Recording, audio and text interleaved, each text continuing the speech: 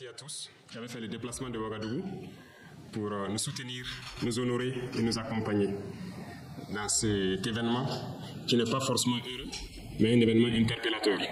Et je pense que vous avez donné du sien pour que ce soit un succès.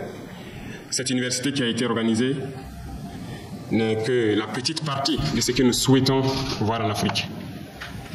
Seul l'éveil de conscience par l'instruction pourra nous amener à pouvoir soutenir nos révolutions et changer le visage de l'Afrique. Tout commence par nous. Et je vous remercie du fond du cœur d'avoir pris de votre temps, de votre énergie pour donner la connaissance, pour échanger avec vos frères du Burkina Faso, mais de toute l'Afrique. Parce que vous êtes suivis à travers les plateformes numériques aujourd'hui, qui ont réussi à rompre les barrières, qui ont réussi donc à estomper les voix des impérialistes qui, avant ces plateformes numériques, n'étaient que les seuls qui pouvaient faire passer leur message à travers la radio et la télévision. Donc merci grandement à tous d'être là. Merci pour ce message, merci pour cet encouragement que vous êtes venus nous donner. Et je vous remercie mille fois encore. Merci grandement. Je pense qu'aujourd'hui, tout le monde doit comprendre que l'ordre mondial, comme vous l'avez si bien dit, il n'y a que deux camps. Et chacun devra choisir son camp. Ceux qui prétendent être neutres, soit n'ont absolument rien compris, ou ont peut-être le cerveau éteint. Il faut le dire clairement. Il n'y a pas de neutralité possible. Il y a les oppresseurs et il y a les opprimés. Et en tant que révolutionnaire, un révolutionnaire aime tous les peuples. La preuve, ils sont nombreux à venir d'autres continents pour appuyer, pour nous aider dans ce combat. Parce que toute personne qui aspire, tous les peuples qui aspirent à cette liberté, à ce développement, à cette harmonie, à cette union que nous voulons entre les peuples du monde, sont unis par les liens de la révolution. Voilà pourquoi il n'y a pas de barrière et un révolutionnaire aime les peuples. Partout où il y a l'oppression, partout où il y a des peuples qui sont dominés par d'autres individus, les révolutionnaires doivent pouvoir donner de la voix. Et merci donc à vous qui êtes venus du continent européen, américain, un peu partout, pour nous soutenir, parce que la cause de Thomas Sankara, certes, le 15 octobre 1987, on a cru avoir assassiné l'homme et ses idées. On a tenté de détruire toutes les archives, même en passant par notre télévision nationale, les gens ont essayé de détruire tout ce qui pouvait exister. Ils sont témoins, vous pourrez passer à la RTV la demander. Toutes les boîtes d'archives ont été vidées, essayer d'effacer totalement les faits de Thomas Sankara. Dieu merci, certains ont pu conserver beaucoup de choses de lui. Aujourd'hui, plus que jamais, on se rend compte que l'homme, oui, la chair s'en est allée, mais l'esprit demeure sur le monde. Aujourd'hui, beaucoup de chefs d'État africains se cachent derrière une soi-disant démocratie, fabriquée à l'africaine, essayant de copier peut-être leur maître impérialiste. Mais aujourd'hui, la démocratie montre ses limites. Elle s'est développée, elle atteint son apogée. Aujourd'hui, elle est en déclin. Ça, il faut le reconnaître. Il faut que nous arrivions à fabriquer notre modèle. Et notre modèle, c'est africain. Et tel qu'ils le disent, si la signification du mot démocratie est telle qu'ils le disent, c'est que c'est né en Afrique. Alors, ici, nous avons notre manière de voir les choses. Il faut que nous redevenions africains et que nous acceptons de vivre africains.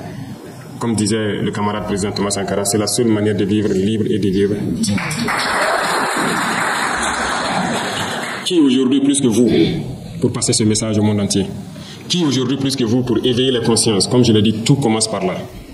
Si la jeunesse ne connaît pas son histoire, la jeunesse ne comprend pas le monde d'aujourd'hui, ne comprend rien de la géopolitique, vous avez beau tourner ciel et terre, ils ne pourront jamais comprendre la démarche de la révolution.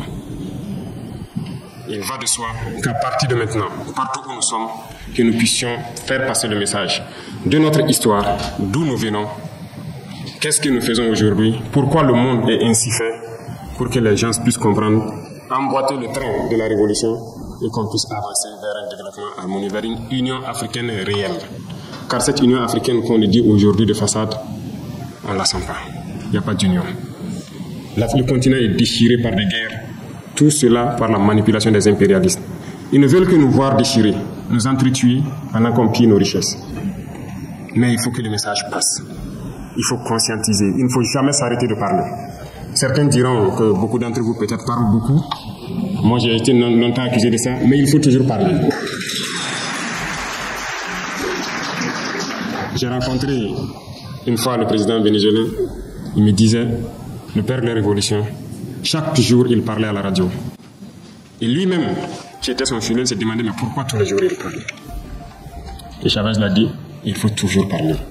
pour que les gens comprennent le message et que le message de l'impérialisme ne puisse pas passer. Aujourd'hui, plus que jamais, il l'a compris et il était venu juste pour m'encourager de continuer à parler. Pendant que sur le continent, nos frères peut-être qui n'ont encore rien compris, nous disent qu'on parle trop. Et souvent, ce sont ces soi-disant intellectuels qui n'ont peut-être pas compris, qui ont été totalement formatés par le système occidental, par le système impérialiste, qui trouvent qu'on parle trop. Parce qu'ils ne peuvent pas comprendre et percevoir le message qu'on passe. Qu'est-ce que vous en pensez? Malheureusement, c'est leur faiblesse aussi. Mais nous devons continuer à parler. Nos jeunes doivent se réveiller. Tout de suite, avant de venir ici, je suis allé encourager une jeune dame qui a été combattue dans le temps, quand elle a essayé de transformer notre coton en produit coton hydrophile médical qui est utilisé et tout. Elle a été combattue, son usine avait été fermée, ses machines ont été toutes démontées et rangées. Quand nous sommes arrivés, nous avons essayé de la soutenir et l'usine a réouvert. Ce matin, je suis allé voir le visite. Ce qui se passe, l'Afrique ne demande que ça: produire, transformer et consommer. Et nous allons continuer à encourager ces genres d'initiatives. Mais tout ça, c'est par le changement de mentalité. Et aussi, je dirais, en forçant la main à certains. Et c'est là la révolution. Parce que le changement de mentalité dans la bourgeoisie est difficile. Et c'est cette bourgeoisie qui oppresse et qui continue de conjuguer avec l'impérialisme parce qu'ils ont les moyens. Et aussi, ils communiquent. Ils passent par tous les canaux pour amener les jeunes Africains à stagner. C'est par là que les jeunes Africains se retrouvent à prendre l'eau, à mourir par milliers dans l'océan pour essayer de rejoindre l'Eldorado, si on peut le dire. Mais il faut qu'on arrive à le créer ici. Et c'est possible. Nous nous sommes lancés dans cette révolution et je pense qu'aujourd'hui, pour l'Afrique, c'est le seul chemin qui puisse permettre de pouvoir se développer. Passé cela, je ne vois pas autre méthode qui puisse résister aux manœuvres de l'impérialisme et de ses valets locaux sur place. Vous ne pourrez pas avancer, ils mettront toujours des bâtons dans vos roues. À travers les textes que les impérialistes eux-mêmes ont avancés, les ont amenés à développer, à travers les organismes, les institutions que les impérialistes ont aidés à mettre en place dans nos États. Il faut pouvoir casser tout ça pour que l'Afrique puisse ressurgir, s'unir et avancer.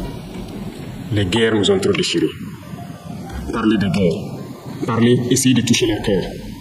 Nous sommes en guerre au Burkina, nous connaissons d'où ça vient, nous nous battons. Mais quand nous regardons l'histoire de certains pays, ça nous déchire encore plus le cœur. Le Soudan, le Congo, bref, il y en a assez. Où des gens meurent par milliers, de frères se déchirent par longueur de journée.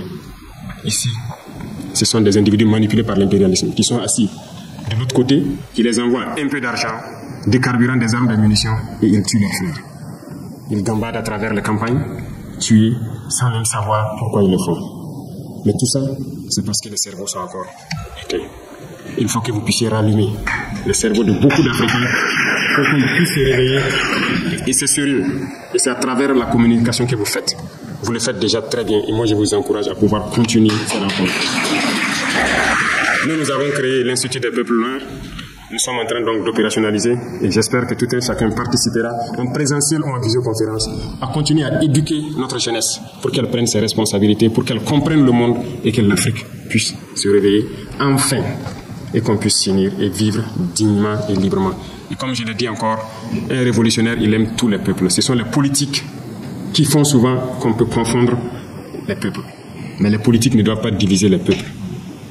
Et donc travaillons, peu importe la position où nous sommes, à unir les peuples et non à les diviser.